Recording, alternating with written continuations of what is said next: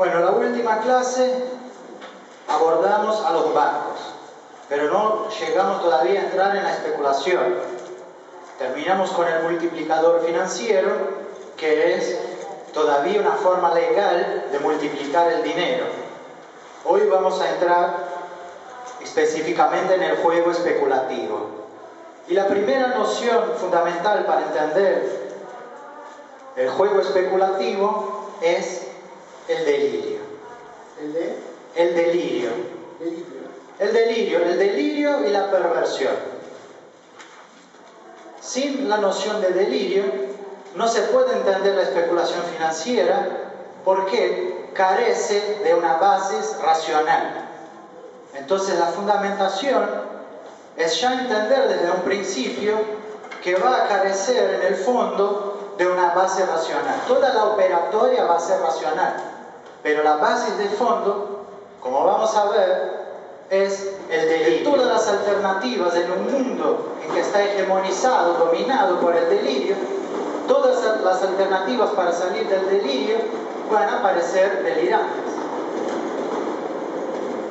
En la primera noción, los papeles. Yo lo que quiero decir es que las soluciones para salir de todos esos problemas oficialmente van a parecer como imposibles, absurdas. Decretar el default y no pagar la deuda externa aparece como un atentado al honor. Hay que honrar las deudas, pero ¿el honor de quién? Romper con el imperialismo parece un absurdo porque el mundo está globalizado, pero esa globalización ¿de quién? Entonces la primera liberación es esa liberación, digamos, mental, en que uno se da cuenta del delirio que estamos viviendo y que las soluciones pasan por el opuesto, que es la autogestión. Un ejemplo, el problema de la salud del pueblo, hoy en Argentina, va a salir mucho más probablemente del Borda que del Ministerio de Salud, porque el Borda está siendo autogestionado por sus pacientes y los profesionales hace 3 años sin agua, luz ni gas. Entonces ellos, al sufrir el poder, van desvelando al poder y entendiendo una solución. Pero decir eso parece un delirio de mi parte, pero el delirio es lo que vamos a ver, la especulación de los bancos. Lo primero para entender la especulación financiera, después de la noción del delirio, vamos a empezar entonces. En la especulación financiera surge un término que en inglés es OTC, que es Over the Counter. ¿Qué significa eso? Operaciones fuera de la ventanilla, fuera del mostrador. Entonces son operaciones que se van a llamar extra bursátiles. Bursátil es lo que está en la bolsa de valores, son los valores bursátiles. Esas operaciones de OTC fuera del mostrador son operaciones extra bursátiles que no están reguladas y ni mismo siquiera aparecen en la contabilidad de las empresas. Entonces, al estudiar la especulación financiera, nos vamos a deparar con una serie de nombres que van a ser muy comunes, como la noción de que el mercado es opaco, el mercado opaco. Existe un término muy común también, que es otro término en inglés, que es el dark pool. Es decir, la pileta negra. Después, shadow banking, el banco en las sombras. Son todas nociones, nombres que están repetidamente en el estudio de la especulación financiera. Entonces ya vemos el nivel de la cosa, para dónde va. Cosas que están opacas, oscuras, en las sombras. Simplemente un montón de acciones que no entran en la contabilidad de las empresas. Entonces la primera noción es esa. Ahora vamos a entrar más a fondo. Vamos a ver los grandes ahorros. ¿Para dónde van los grandes ahorros? Estamos hablando de las fortunas que existen en el mundo, de la gente rica. Vamos. Las pequeñas fortunas. Vamos a empezar por las pequeñas. Si están guardados en un banco, van a un préstamo a generar interés. Eso supuestamente debería ser.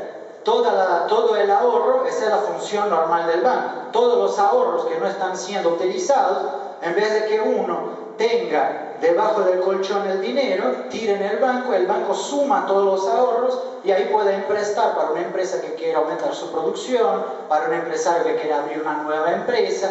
Pero ¿qué pasa en realidad hoy en día? Los pequeños ahorros van para los fondos cotizados, los que se llaman fondos cotizados.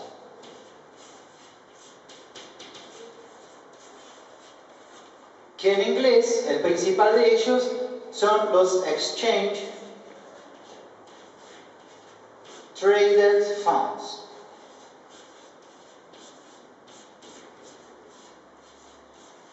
Yo mencioné ese porque, mira, solo el nombre de ese fondo ya es un poco delirante. Existen dos sustantivos que significan una cosa muy similar, que es intercambio y el cambio, y en la negociación. ¿Qué significa? Intercambios de activos ya cambiados. Esos son los ETF. ¿Y qué son? Simplemente. Son simplemente una cesta, una canasta híbrida. ¿Híbrida entre qué? Entre inversiones tradicionales y acciones. Es un fondo de inversión indexado. Significa que tiene un índice de referencia que cotiza en bolsa de valores. Los fondos cotizados son simplemente eso. Una canasta híbrida entre inversiones tradicionales y acciones. Cotiza en bolsa de valores y los niveles de especulación son menores. ¿Son menores que qué?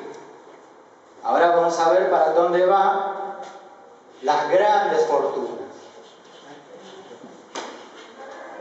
Las grandes fortunas van para lo que es conocido como los fondos de alto riesgo. Los fondos de alto riesgo. ¿Y cuál es el fondo de alto riesgo más importante de todos? Los hedge funds.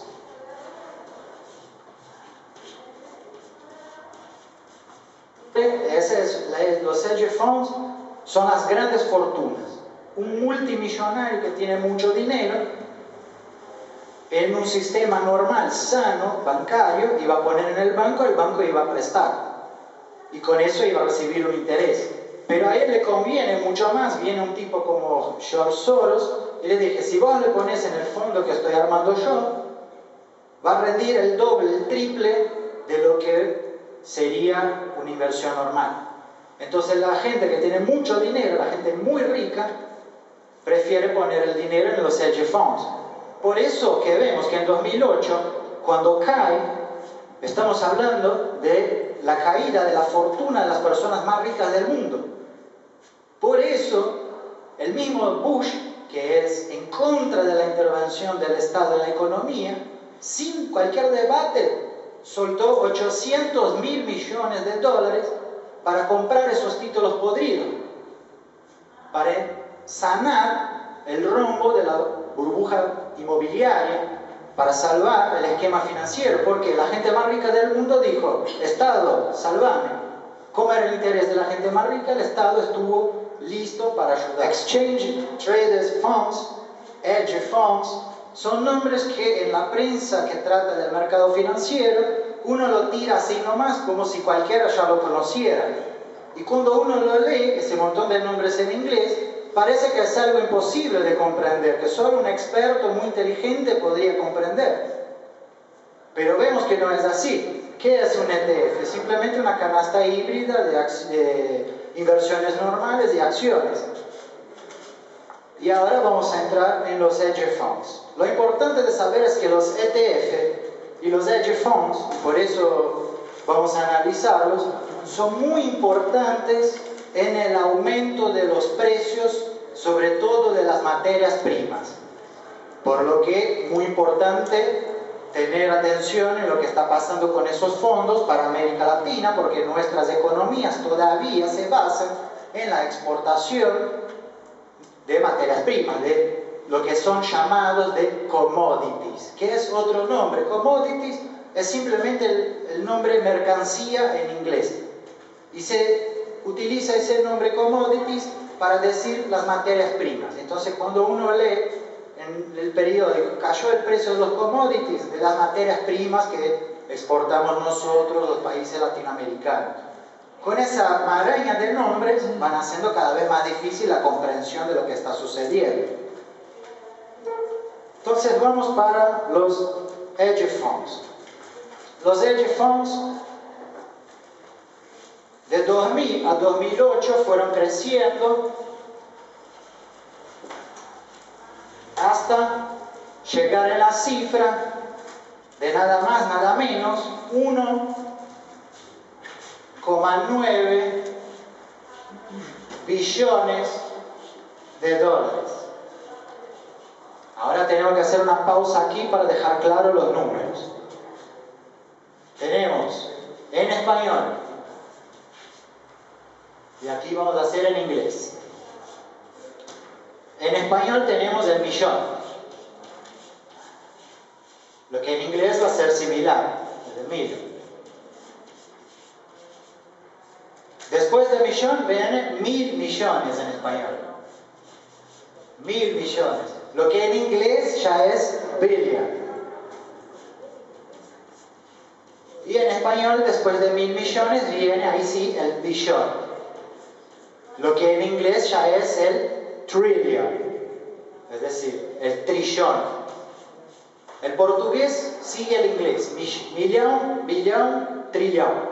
Entonces, cuando hablamos de billón, estamos hablando en inglés de trillion. Para tener una idea, el PBI de Argentina es medio billón, 500.000 millones de dólares. Acá estamos hablando entonces de casi 4 Argentinas, de la producción anual de 4 años de Argentina. Al 2009 era. De 2000 a 2008. Después en 2008 hay la crisis llamada crisis financiera y van a perder plata. Va a caer a 1,4, pero para 2013 ya se espera que suba a 1,5. Es decir, una recuperación de esos fondos.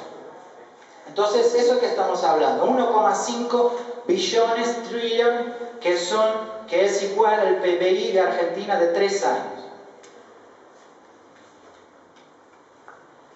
Hay más de 7.500 hedge funds, pero los 200 más grandes controlan el 70%. Es decir, que está muy desconcentrado los fondos, pero está concentrado, centralizado el poder sobre esos fondos. Los hedge funds son una forma de especulación muy múltiple. Esa es la característica fundamental del hedge fund. Es bastante múltiple y cada jugada va a ser una operación diferente. Pero en general, ¿qué va a hacer el hedge fund en el mercado? El hedge fund provoca oleadas de compra y venta de activos financieros, de productos financieros, a través de operaciones multimillonarias de largo plazo. Con eso pueden apostar a la baja o a la alza de la cotización de cualquier cosa que sea, dinero, una divisa o mercancía. Y es lo que van a hacer. Por ejemplo, en 2010, George Soros, que se convirtió en un hombre muy famoso, él era un experto en hedge funds. En 2010 fue el famoso caso de la apuesta a la baja del euro. Hicieron bajar la cotización del euro en 2010, apostando masivamente en contra de valores estipulados en euros. Todo lo que tenía valores estipulados en euros, ellos apostaban a la baja de esos valores. Pero no disponían de esos activos. Esa es la gran jugada del hedge fund. Poder jugar con un activo sin tener la propiedad exactamente de ese activo. Vamos a ver la operatoria específicamente. La primera operatoria es el llamado, la primera operatoria que vamos a ver de los hedge funds es el llamado arbitraje. El arbitraje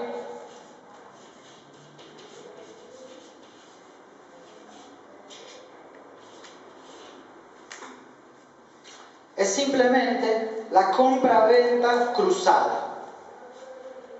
¿La compra-venta cruzada de qué?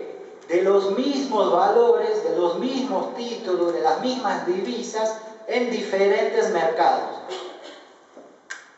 Compra y venta cruzada del mismo activo en diferentes mercados.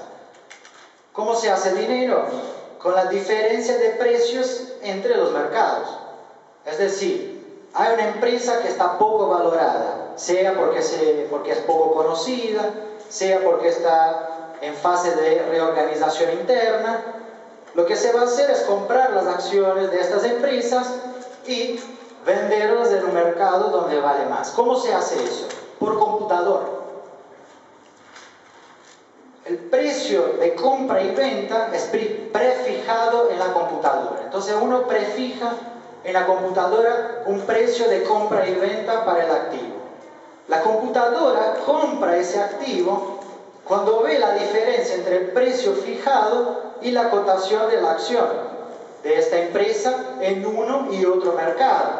Es decir, la acción pasa de un mercado, de un país a otro en cuestiones de segundo, cuando la computadora percibe una pequeña diferencia de precios de la acción en un mercado y en otro. Entonces la computadora compra una acción, vende en el otro mercado, enseguida la compra y la vende para esa otra vez. A veces son operaciones de computadora que tardan minutos, a veces menos de minutos.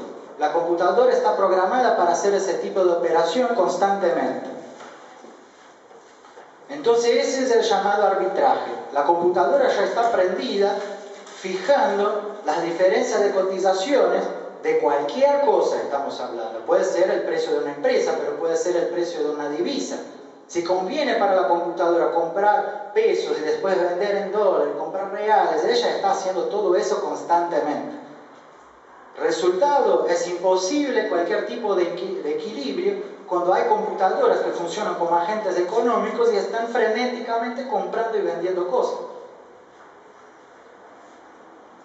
Bueno, ese es el arbitraje, pero el más interesante de todos, del hedge fund, es la venta en corto o la venta en falso. También es llamado de venta en falso porque no existe realmente una venta. Bueno, la venta en corto.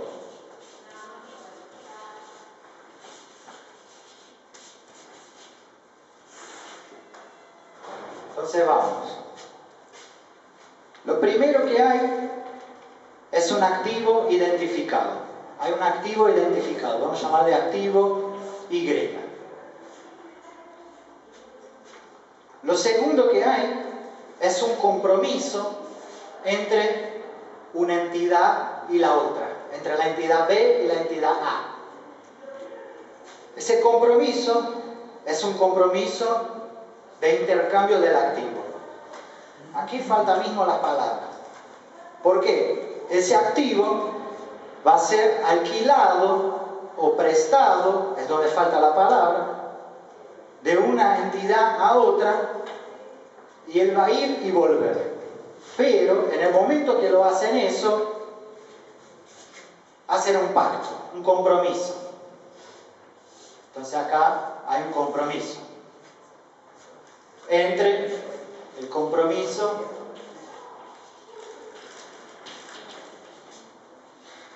entre B y A. Y ese compromiso es de qué? De que A va a volver con ese activo Y en una fecha prefijada y con un precio prefijado. Podemos decir, por ejemplo, al mismo precio en un año. La entidad A va a vender ahora el activo para la C. esto. El activo está pasando de una mano a la otra. Esa entidad C puede ser ¿quién? Puede ser el Estado, puede ser un banco chico, accionistas menores, quien sea que va a caer en la trampa. Viene aproximándose el tiempo de devolver el activo a B. Y es en ese momento, cuando el activo está en manos de C, que se va a producir la baja del precio del activo. La baja del precio del activo que estamos... La baja es intencionalmente, artificialmente inducida, sobre todo por la entidad B, por diversos mecanismos, que también vamos a hablar. La cuestión es que tienen el poder de hacerlo, de inducir a la baja un activo, una empresa, un país. Se produjo la baja, A va a comprar otra vez de C y va a llegar el tiempo de devolver a B.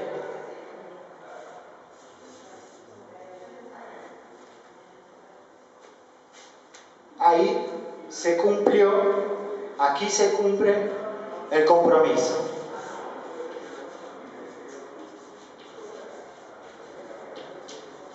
Aquí se cumplió el compromiso entre A y B. Si se produjo la baja esperada, B compró el mismo activo, ahora más barato. Si no se produjo la bajada del precio, B va a perder dinero, porque es el que está armando la jugada.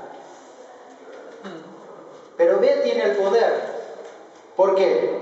Porque si B se da cuenta, se percata que esa baja no se va a producir, él puede anticipar la venta, él puede anticipar que ese activo vuelva a sus manos.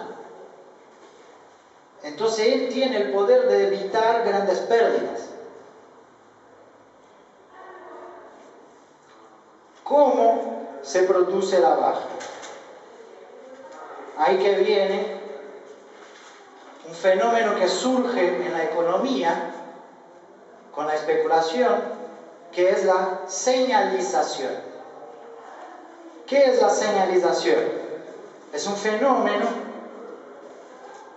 que ocurre con el valor bursátil, que está en bolsa de valores, cuando los directivos envían señales al mercado.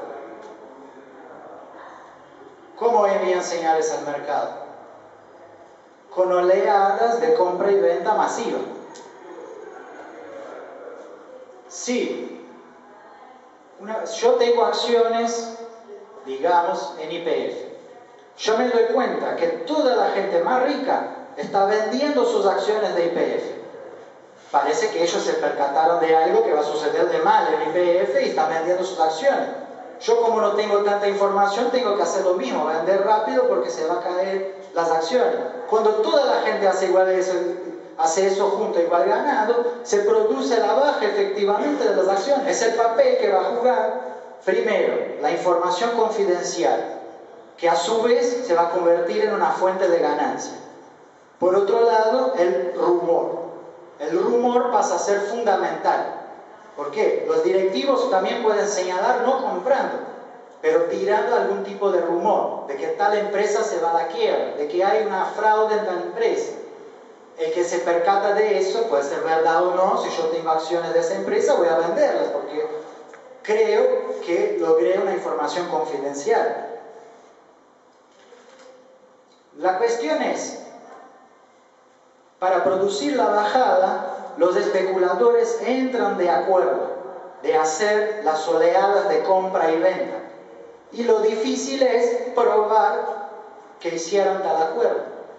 Cuando se bajó el euro en 2010, a través de esa especulación, de ese tipo de especulación, el Departamento de Justicia de Estados Unidos pidió todos los registros para ver si no se pusieron de acuerdo y así fraudaran el mercado. Pero es imposible de probar eso. Hasta ahora por lo menos no se pudo. ¿Y dónde está la contabilidad de los hedge funds? En los paraísos fiscales. ¿Cómo se llama el nombre técnico de los paraísos fiscales? Los centros de comercio offshore. Cuando uno lee offshore, paraíso fiscal.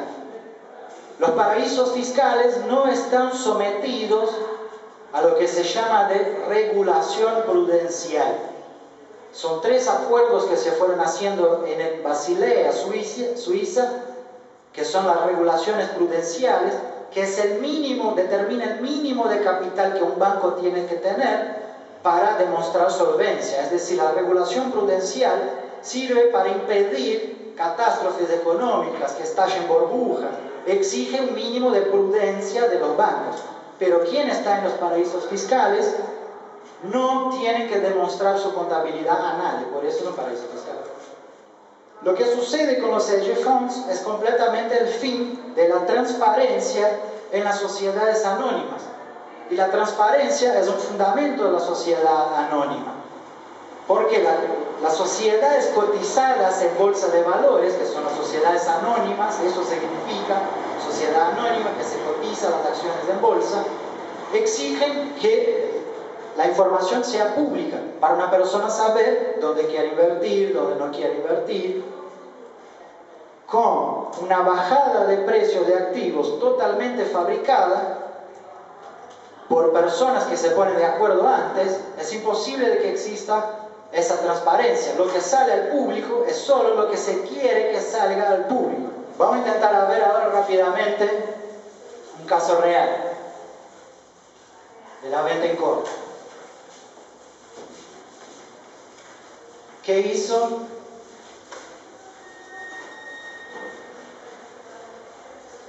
¿Quién va a ser la entidad B en el caso real? El banco Goldman Sachs.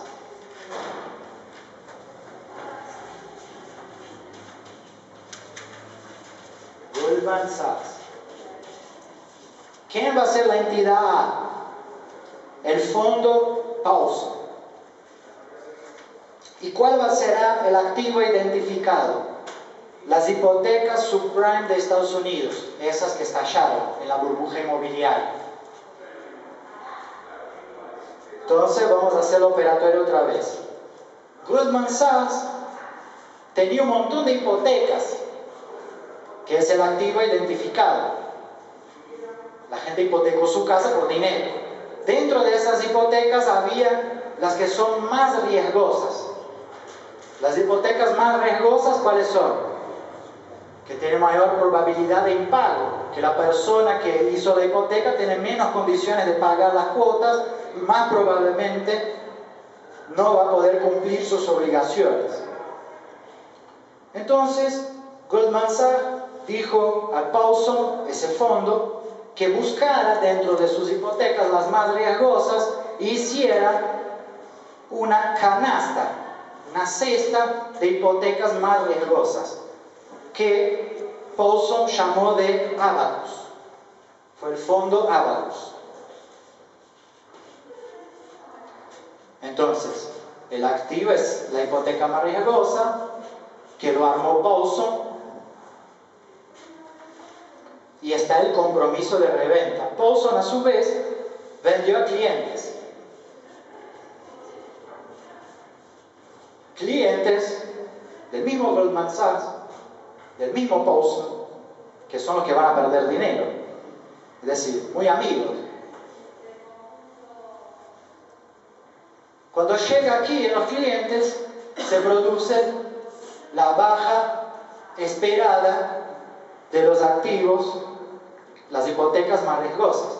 Se va quedando cada vez más claro la imposibilidad de pago de esas personas, con lo que con lo que está más claro que no van a poder pagar, baja el valor. Lo que pasa en la venta en corto es el siguiente.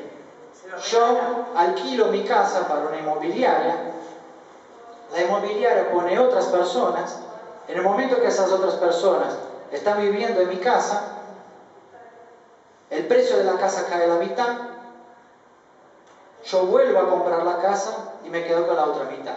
Yo vendí mi casa por 100 para la inmobiliaria. La inmobiliaria vendió por 100 para una persona que está ocupando la casa. En ese momento, el precio de la casa va a 50. En ese momento, yo con mis 100 que vendí la casa, agarro 50 y compro la casa otra vez. Con lo que me quedo con los otros 50. Y estoy en la misma casa, de la misma forma al final de la cuenta. Ahora imagínate si esto pasa en un día, en una hora. Esa es la venta en corto. Por eso es la venta en falso. No hubo venta.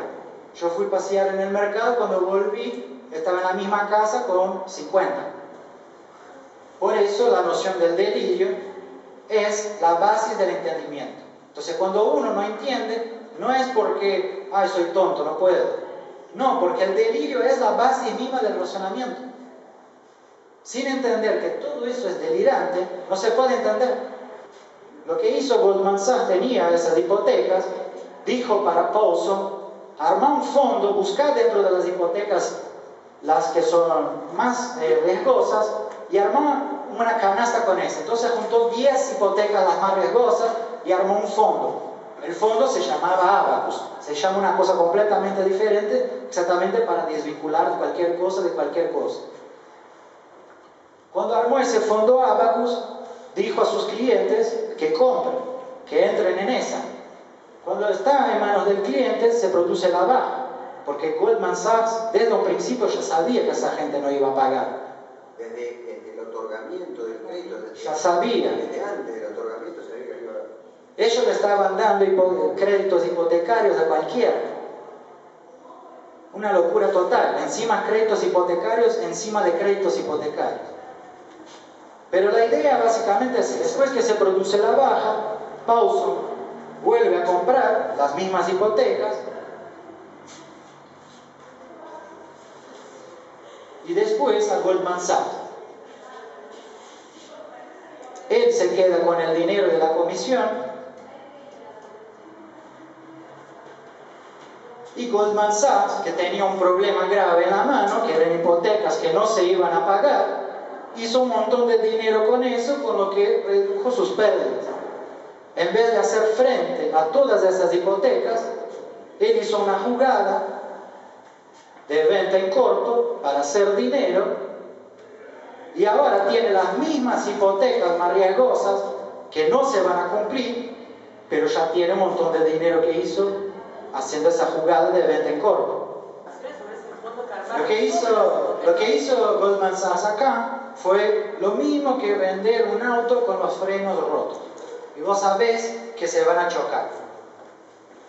Ellos vendió hipotecas podridas. ¿Por qué? Cualquiera podía sacar una hipoteca. Sí. Se puede crear una empresa fantasma para hacer el papel. Hoy surgen más empresas para lavar dinero y hacer operaciones ilegales que para ser una empresa. Una persona tiene un dinero, quiere lavar el dinero, abre una empresa que tiene una filial en un paraíso fiscal. Tenemos que cerrar hoy con lo que quiero ver por lo menos el principal tipo de especulación financiera, que son los derivados. En los hedge funds había 1,5 billones, trillions. Se estima que en los derivados existen 600 billones. Que son trillions.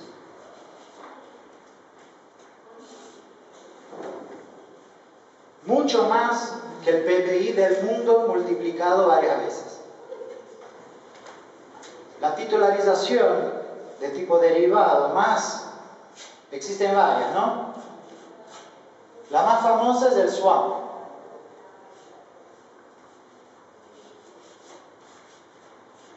Los swap son seguros.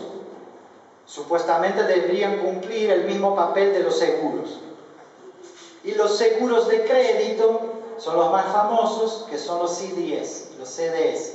Ese es de lo que hicieron estallar la burbuja inmobiliaria en Estados Unidos.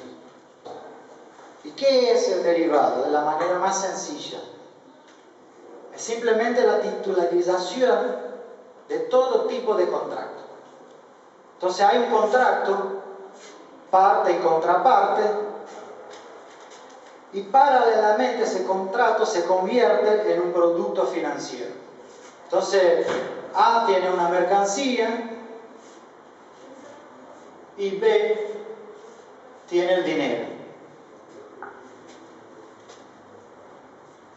Ese es el negocio inicial.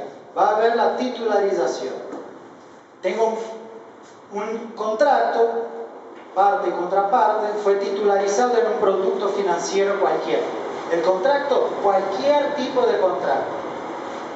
Producto financiero son los títulos, bonos, todos esos nombres de cosas que son ficticias.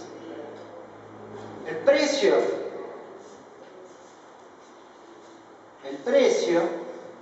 de ese producto financiero, ¿cuál será el precio de ese producto financiero?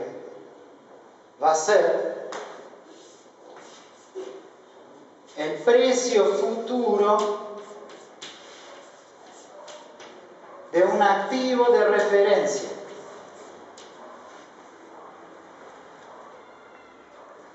¿Cuál será ese activo de referencia?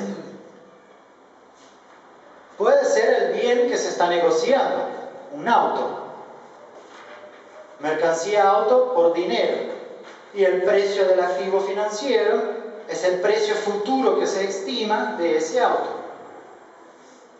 Pero puede ser cualquier otro. El precio, el activo de referencia puede ser cualquier cosa.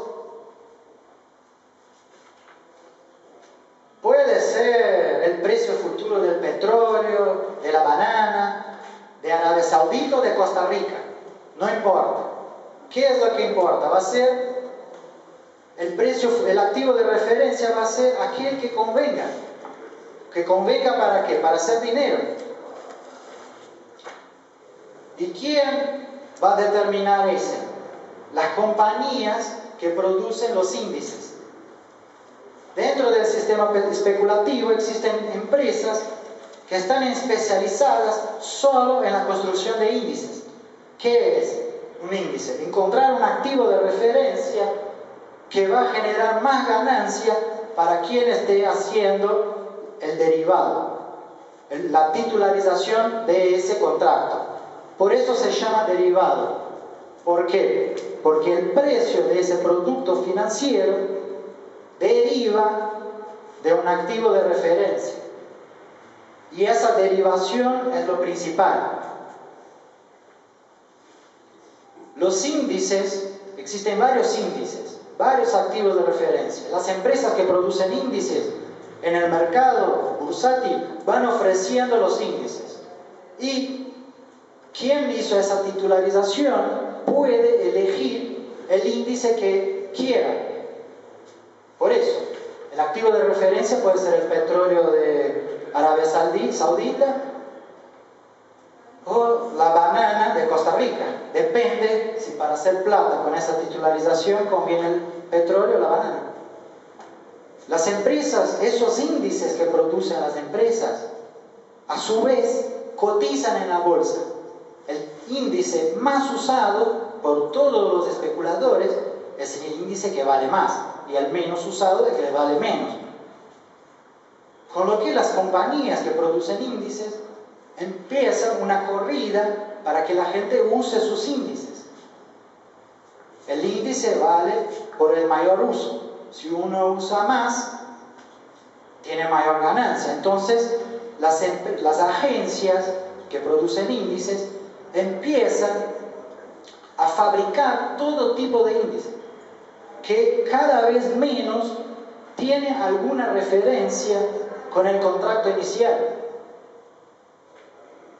Es simplemente la titularización de cualquier contrato que se va a basar en un índice de referencia que a su vez es cualquier cosa, es cualquier otro.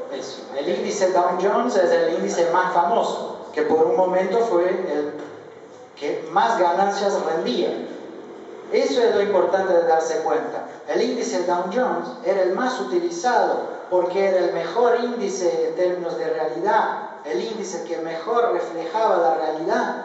No, simplemente era el índice que el especulador veía que utilizando como referencia ese índice iba a ganar más dinero. Todo cálculos matemáticos de computadora completamente ajenos a la producción real, pero que se está jugando con la producción real, con la mercancía real, con el dinero real, con las transacciones. ¿Qué es lo que concluimos? La función de la titularización, como el swap, que es un seguro, es dividir los riesgos sobre posibles pérdidas. Es decir,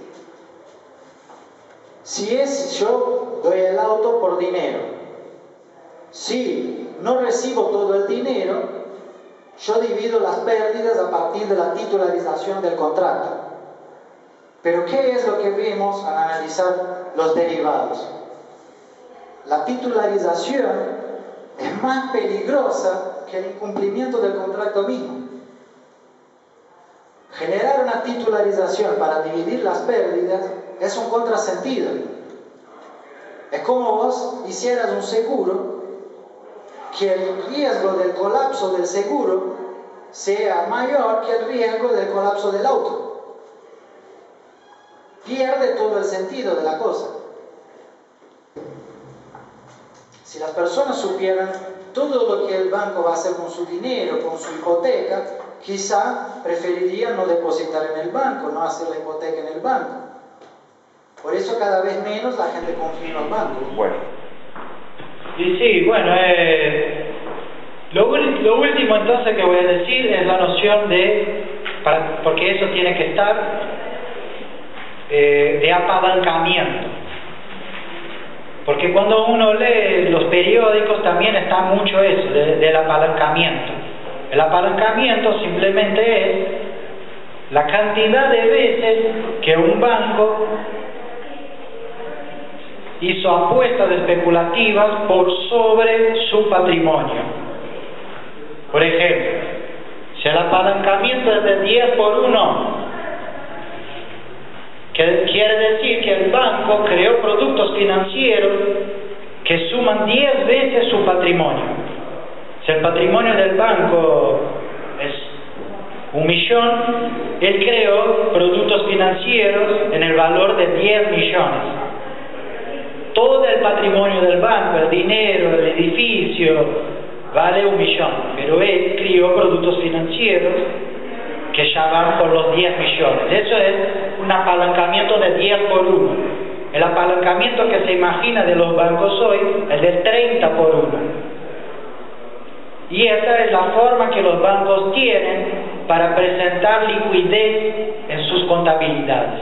La especulación financiera es la forma que los bancos encontraron para presentar solvencia, para decir, mira, yo tengo muchas ganancias, pero son todas ganancias ficticias, fabricadas. Entonces parece que el banco está yendo re bien, pero el nivel de apalancamiento es un riesgo gigantesco. Pero la especulación financiera es la forma de los bancos generar en solvencia, generar en liquidez, y es la forma oculta de rescate de los bancos, porque a través de una operación especulativa se puede rescatar los bancos, como se hizo en 2007 en España. Entonces, toda la contabilidad del modo de producción capitalista entero se convirtió en una locura. La mayoría de los numeritos ni siquiera existen en realidad. El apalancamiento está en 30 por 1, un día va a estar en 60. En algún momento todo eso se va a estallar. El efecto dominó, el efecto cascada de la especulación financiera. especulación. Y eso es el concepto de especulación financiera. Una apuesta sobre una apuesta, sobre otra apuesta, sobre otra apuesta. El primero apuesta que el caballo 10 va a ganar. El segundo apuesta si el primero va a ganar o va a perder. Y el tercero apuesta si el segundo va a ganar o va a perder. ¿Se entiende? El primero apostó si el caballo 10 va a ganar. Yo aposté que él va a perder, que el 10 no va a ganar. El otro apostó que él va a ganar. El otro apostó que yo voy a perder, es decir, que él va a ganar. Una confusión enorme, pero son apuestas, apuestas y apuestas apalancadas. También se llama, en el lenguaje financiero, operaciones estructuradas, que de estructuradas no tiene nada.